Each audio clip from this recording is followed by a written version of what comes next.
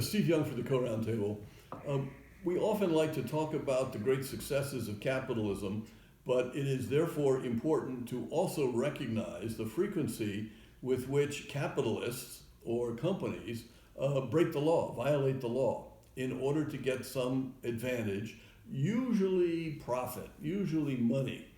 And recently there were two examples of this. One was the very large, very famous investment banking firm Goldman Sachs in New York City, which assisted a Malaysian investment fund, 1MDB, raise a lot of money, cash. Cash was raised by MDB, which was going to invest it in various development projects, as I recall, in Malaysia, in order to help build up and improve the Malaysian economy and make money so that they could continue to do this. Problem was that apparently lots of this cash that was raised didn't end up at MDB. It ended up in the bank accounts of a lot of other people.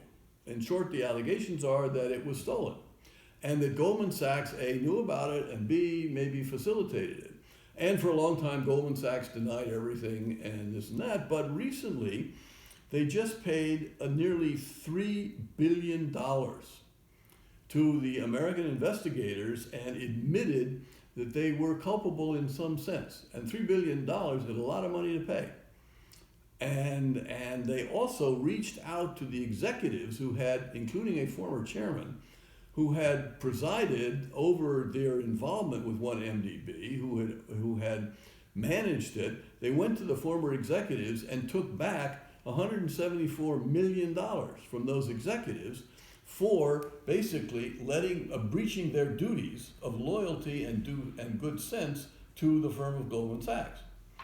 And then secondly, also in the United States, Purdue Pharma agreed to plead guilty to a criminal case, and also part of an $8.34 billion settlement that they had used pressure techniques and marketing and to sell opioids, which resulted in addictions and lots of death. That they did this very simply, not negligently, but intentionally, because you have to have intent in order to be convicted of a crime. Crime is involved intention.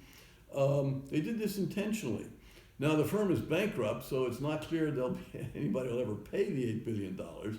But they agreed to plead guilty and to, in concept, come up with $8 billion to go to the states, where these people lived who became addicted and who died, to help the states with the expenses of treatment and things like that.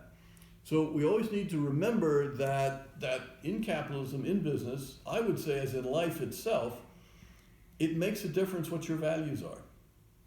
It makes a difference if you're moral, amoral, or immoral.